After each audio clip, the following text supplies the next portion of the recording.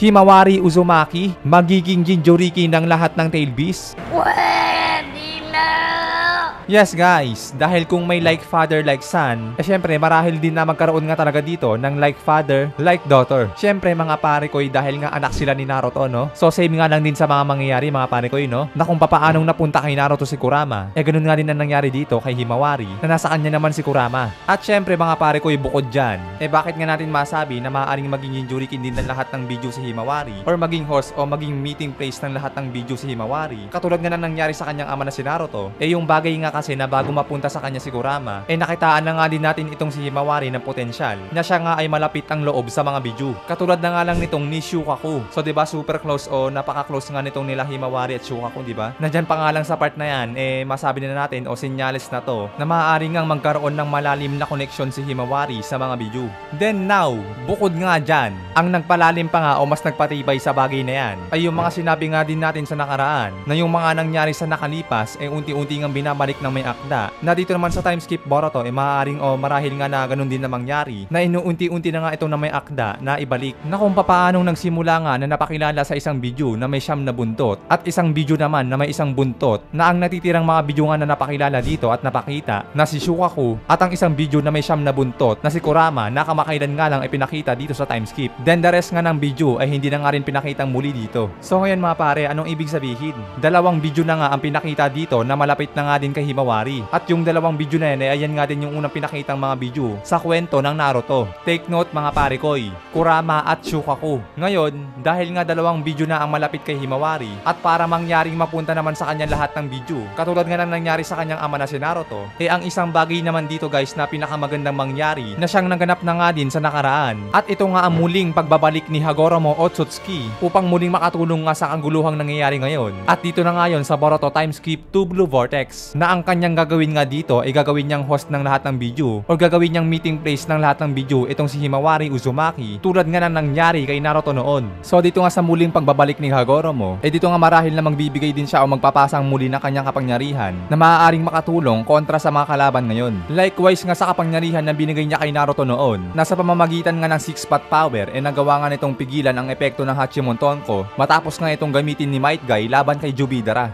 Men, magiging abo na nga dapat dito si Might Guy kung hindi lang dumating itong si Naruto at gumamit ito ng kanyang 6-path power na ipinagkaloob sa kanya ni Hagoromo. Napakaangas niyan mga pare koy. Saan ka makakakita ng ganyang klase na kapangyarihan? Na kung makakatanggap nga si Himawari ng ganyang klase na kapangyarihan, maaaring may paggagamitan uli ito, pero marahil na sa ibang kaparaanan na. Take note guys, madami pang nakapaloob sa 6-path power. Hindi na nga lang natin nakita yung iba kasi ngayong ibinigay ito ni Hagoromo kay Naruto at Sasuke, hindi rin naman kasi nagtagal yung laban dahil nga naisil agad nila Naruto at Sasuke si Kaguya. Pero siguro kung bibigyan tayo ng pagkakataon ng author na makita yung laban nila Hagoromo at Hamura kay Kaguya, doon natin makikita yung full capacity ng 6-path power ni Hagoromo. Kasi yung laban nila dito kay Kaguya inabot nga ito ng 3 buwan. So malamang all out yun mga pare. Samantalang yung kay Naruto at Sasuke parang wala pang isang araw. Parang isang gabi nga lang Kasi ganito lang yan mga pare koy. Mas lubhang malakas kasi yung Kaguya na nilabanan nila Hagoromo at Hamura kumpara sa Kaguya version na nilabanan nila Naruto at Sasuke dito. So ngayon ano ang punto mga pare koy? Ang ibig sabihin lang naman natin na hindi na nga rin kasi tayo nagkaroon ng pagkakataon na makita yung full capacity ng 6-path power ni Hagoromo, which is malamang na nangyari ngayon o naganap o nagamit niya doon sa 3 buwan na pakikipagbakbakan nila kay Kaguya. Ngayon kung hindi naman na talaga natin nakita yon, maaaring makita na nga natin yon sa pamamagitan dito ni Himawari na ipapasa nga ni Hagoromo. Dahil take note guys, mas lubhang magiging malakas pa ang mga kalaban na paparating sa Boruto 2 Blue Vortex. Kasi ganito din yan mga pare koy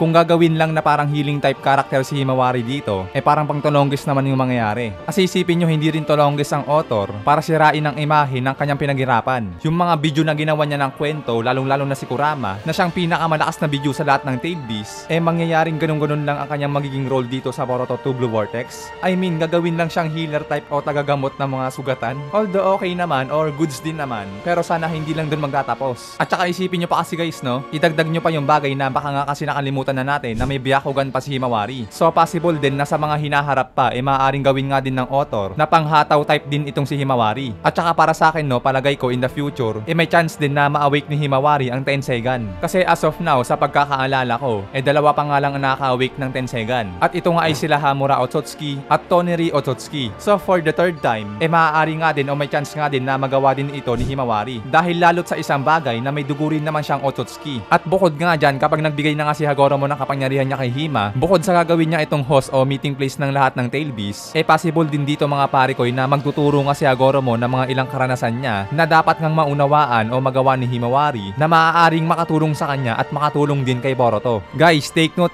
yung Himawari na tinutukoy natin dito is yung bandang future na ng Two Blue Vortex. Kasi for now, masyado pang ang bata si Himawari para sa mga mabibigat na desisyon. Kung baga let's say na kung 17-year-old si Boruto ngayon, siguro na sa mga ilang panahon pa at nasa mga 20-year-old na nga siya. At si Himawari ay tutungtong na nga sa 16-year-old na masabi na nga din natin na sapat na yon upang magkaroon ng wastong desisyon si Himawari na makaintindi na rin sa mga mabibigat na bagay. Likewise nga din sa naging edad ni Naruto noon nang tanggapin nila ang kapangyarihan ni Hagoromo. Kaya pagdating nga ni Himawari sa ganyang edad, sapat naman na siguro yon para maunawaan niya at maintindihan yung mga bagay na sasabihin sa kanya ni Hagoromo para mas lalo pa siyang magabayan nito sa mga dapat niyang gawin. So ayun nga mga pare ko may kakayanan din naman kasi si Hagoromo na makabalik sa iba't ibang panahon at lalo't sa isang bagay na siya na nga rin mismo ang nagsabi nun. So maybe in the future nga ng Boruto Two Blue Vortex, which is mas malala na nga ang sitwasyon, marahil na dito na nga muling lumitaw si Hagoromo, lalo't doon rin naman kasi siya madalas lumalabas at sa isang bagay pa na siya na nga din ang nagsabi na siya nga ang tagapag-ayos sa bawat kapanahunan at sa iba't ibang salinlahi. So means to say mga pare ko nangyaring nagbantay na nga rin pala siya sa kapanahunan pa nila Hashirama at Madara nang hindi nila nalalaman. I mean, parang napapanood niya na yung mga nangyayaring kaganapan sa pagitan nila Madara at Hashirama noon pa. Kasi nga alam din ni Hagoromo na lumipat yung kaluluwa nila Indra at Ashura doon sa katawan nila Hashirama at Madara, which is tumawid na naman ito sa kali Naruto at Sasuke. So anong ibig sabihin guys? Ang ibig sabihin lang natin is yung base na nga din sa sinabi ni Hagoromo na magagawa niya o nagagawa niyang lumipat o makatawid sa iba't ibang panahon na siyang posible nga rin na maulit muli na siya ay makatawid o makarating o makapunta sa panahon ng bagong henerasyon ng time skip Boruto Two Blue Vortex. Pero take note guys, tapos na kasi ang reincarnation nila Indra at Ashura. Natapos na yun kay Sasuke, which is nagbago na kasi ito, kaya nanahimik na din ang kaluluwa ni Indra. Pero kung mangyaring bumalik man ang kaluluwa nila Indra at Ashura, kanino naman yun pupunta mga pare Boruto at Kawaki, ganun? Pero para sa akin wala ako nakakitang reason na magkakaganon. But anyway guys, goods naman na tayo doon dahil nga basta maging host lang si Himawari ng lahat ng Tail Beasts, malaking bagay na ngayon. Dahil bawat video may kanya-kanyang mga abilidad na pwedeng maitulong kay Himawari. At syempre dahil nga naka-Himawari ang lahat ng mga video, marahil dito na nga din natin makita yung iba't ibang klase ng mga Baryon mode sa bawat video. So last time nga o sa mga nagdaan din gumawa nga tayo ng content patungkol sa Baryon mode ng lahat ng video sa kanilang mga Jinchuriki. So ito yan guys, pakipanood na lang ng content na yan para mas malaman nyo yung mga patungkol sa bagay na yan na kung bakit possible nga din na magkaroon ng Baryon mode sa ibang Jinchuriki sa kanilang mga video. Na yan nga din ang kinalaman dito ni Himawari na yung bagay na kung hindi na natin nakita sa iba yung kanilang Baryon mode sa kanilang mga video at Jinchuriki, dito naman kay Himawari kapag siya ay naging host ng lahat ng video, marahil nga na makita natin ng isa-isa ang bawat Baryon mode ng mga video dito kapag ginawa ni Himawari na isa-isa itong gamitin. Guys, take note, possible din yan. Kasi tulad nga din sa mga nakita natin sa nagdaan, nagmukhang mini Baryon mode nga itong si Himawari kay Kurama, which is ganun nga din kung ikukumpara natin sa kanyang ama na si Naruto. Kaya sa case dito ni Himawari sa ibang video, mukhang ganun nga din guys na yung itsura nito mag-merge doon sa video na gagamitin ni Himawari. Kumbaga siguro ang mangyayari